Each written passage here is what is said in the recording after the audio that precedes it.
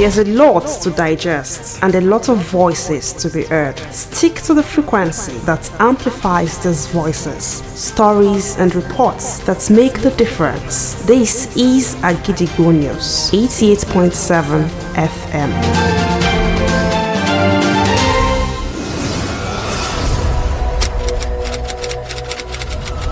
This is Kunle Amzat Studio, Agidigbo 88.7 FM. Welcome to News Around the World.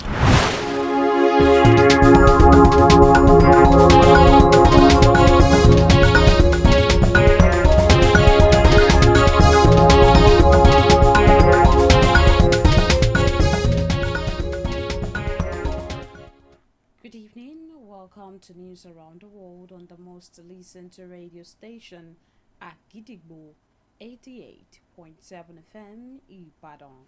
I am WURAOLA YUSUFF. The headlines: AIG Disu assumes duty as acting IG, declares zero tolerance for corruption and to impunity. Oyo government approves counterpart funding for road maintenance, procures 100 vehicles. United Kingdom Justice Secretary David Lammy to push for more use of AI in courts. President Trump delivers State of the Union address in Congress, gives take away in speech. Super Falcons camp opens as Ajibade Okobi headline early arrivals for Cameroon friendlies. And now the details. The decorated acting Inspector General of Police, Tunji Disu, has declared that the era of impunity in the Nigeria Police Force is over, vowing to enforce a regime of zero tolerance to corruption and human rights abuses. Acting IG Disu made the declaration today shortly after President Bola Tinubu decorated him with his new rank at the State House, Abuja. Speaking to the State House correspondent after the ceremony, the new police chief outlined his priorities, emphasizing that Nigerian citizens and not politicians are the ultimate bosses of the police. The new IGP said one of his actions would be to address officers across the country to reorient them on citizen-centered policing, while pledging to prioritize motivation as a key to improved performance. The Oyo State government has approved the release of 900 million naira as counterpart funding for the construction of 68-kilometer roads across the state. This was conveyed through a release issued today by the State Ministry of Information after the Executive Council meeting held at the Executive Council chamber and made available to newsmen in Ibadan, the Oyo State capital. The ministry said many critical road maintenance works will commence following the Executive Council's approval of the counterpart funding, which include the rehabilitation of the 8.43-kilometer Fashola Farm settlement, the 37-kilometer Alagoidiya Papatake Olowa Farm settlement and Ijayi roads, the 20-kilometer Oyo Junction and Ikere roads, among others. The change in prices of staple foods like rice, beans, yam are mostly attributed to seasonal buying pressure, higher transportation costs, and logistical adjustments. Nevertheless, foodstuff prices in Ibadan have seen some fluctuations during Ramadan and Lent fasting period, with prices of major staple foods to have skyrocketed. However, it should be recalled that the National Orientation Agency warned traders against hoarding food items and raising prices unfairly during Ramadan and Lent, citing reports of artificial scarcity and price hikes. On this week's edition of The Big Story, Agidigbo FM News correspondents engages foodstuff sellers in major markets in Ibadan to understand reasons behind the price surge. In Nigeria, religious seasons are meant to be periods of reflection, sacrifice, and celebration. Such seasons include Ramadan and Lent, which the country is currently observing. For Muslim faithful, Ramadan is a month of dawn-to-dusk fasting, prayer, and charity, while Christian faithful observe Lent as a 40-day season of repentance, prayer, and preparation for Easter. This coinciding Ramadan and Lenten seasons both began on Wednesday, February 18, 2026, marking a solemn period of fasting, prayer, repentance, and almsgiving for adherents of the Islam and Christian faith. However, it is essential to note that these seasons are also marked by fluctuations in food prices and increased financial pressure on households. Why does food become more expensive during a season meant for sacrifice and compassion? What you are saying is true, because they do keep foodstuffs when fasting is near to increase the price of those foodstuffs. Beans especially is worse because they are stored with chemicals, which makes it smell bad. There is also an increase in the price of gari and rice. The foodstuffs that are costly now are beans and milk, due to the reason that beans is not a staple food that we produce here. The houses that bring beans from the north say that they do not work during Ramadan, and for milk every year, once the milk factory closes in December, they reopen by February ending because NAFDAC will go to these factories for inspection before they start working properly. Once these people start working again, prices of foodstuff would go back to normal. Recall that the National Orientation Agency (NOA) expressed concern over reports that some marketers were deliberately withholding essential commodities commonly consumed during the fasting period to create artificial scarcity. The agency had warned traders and market operators across the country against hoarding and inflating the prices of staple foods, calling such practices economically disruptive and morally indefensible. As the nation observes these sacred periods, the hope remains that collective cooperation, lenient policies, and kind trading will make fasting seasons a time of peace and not financial edicts. With 8 days into the fasting, it is evident that being religious and holy will and can help us to arrive at the goal we have in mind for a better and prosperous nation. Olajumoke Oladunjoye, Agidigbo FM News.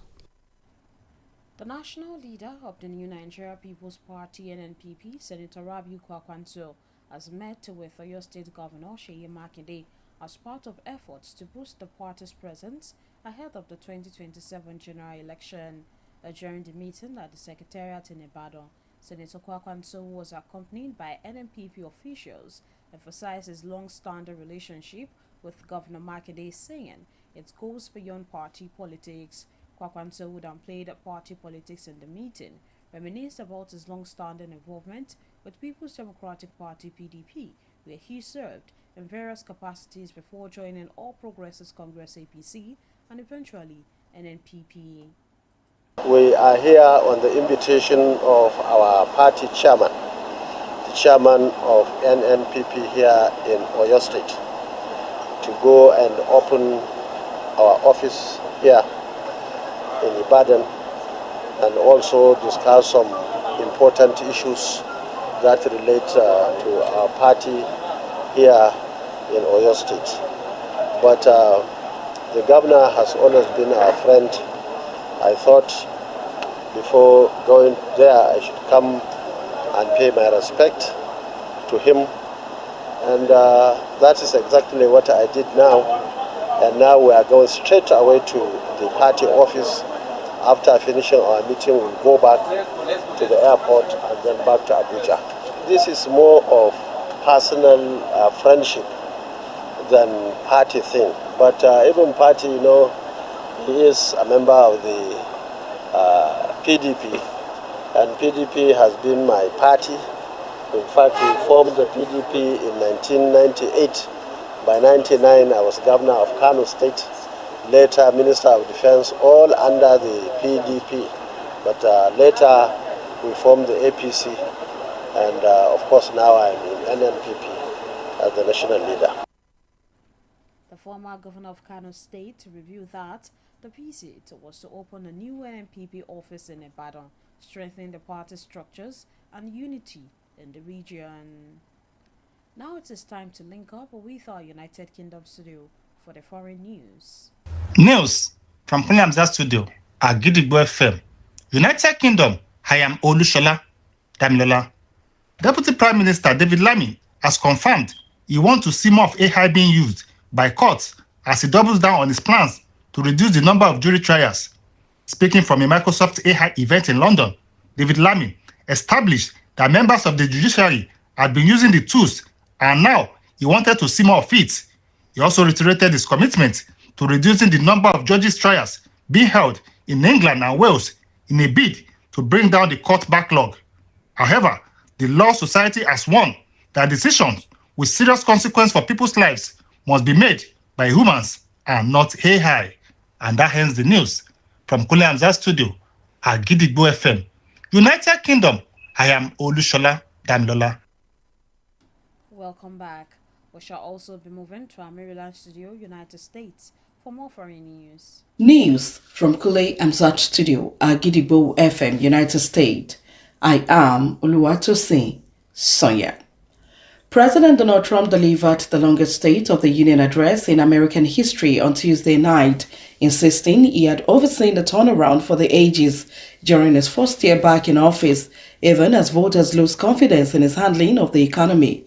In his remarks, which clocked in at 1 hour 47 minutes, Mr. Trump introduced new fuel policies and instead appeared to relish the theatrics of the moment.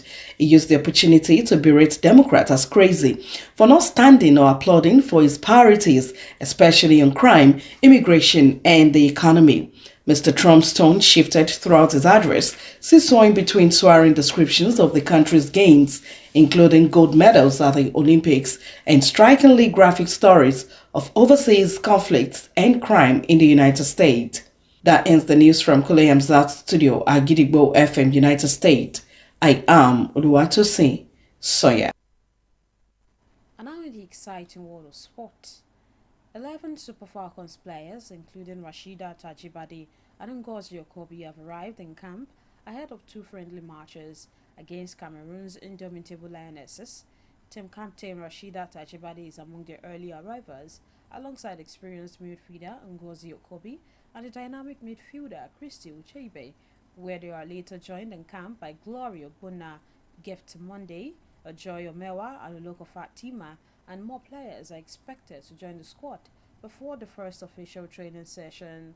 The first friendly match will take place in Yaoundé in February 28, with the second match scheduled for March 3rd, while the doubleheader is expected to provide valuable competitive minutes as Nigeria continues preparations for the 2026 Women's African Cup of Nations WAFCON. Nigeria will head into WAFCON in Morocco as defending champions, aiming to secure a record-extending 11th continental title drawn in Group C alongside Zambia, Egypt, and Malawi. To wrap up the news this evening, here is a recap of the headlines. AIG Disu assumes duty as acting IG, declares zero tolerance for corruption and to impunity. Oyo government approves counterpart funding for road maintenance, procures 100 vehicles. United Kingdom Justice Secretary David Lammy to push for more use of AI in courts. President Trump delivers State of the Union address in Congress, gives a takeaway in speech. Super Falcons camp opens as Ajibade Okobi headline early arrivals for Cameroon friendlies. And before we go this evening, here is a quick tip. You may encounter many defeats, but you must not be defeated. Finally, we have come to the end of the news around the world on the most listened to radio station at Gidigbo 88.7 FM Ibadan. I am WURAOLA YUSUFF. Thank you for listening. Good evening. News is information, and information is power. At Agidigbo 88.7 FM, we bring the news from top to bottom. The Oyo State government has said the over 1.5 million out-of-school children. We give you reports from Oyo State. The Oyo State House of Assembly has called for thorough investigation. The Southwest in Nigeria and the rest of the world. Has clarified that the body did not receive any cash support from international development. Trust us to keep you informed every hour, every day. Agidigbo 88.7 FM, the people's voice.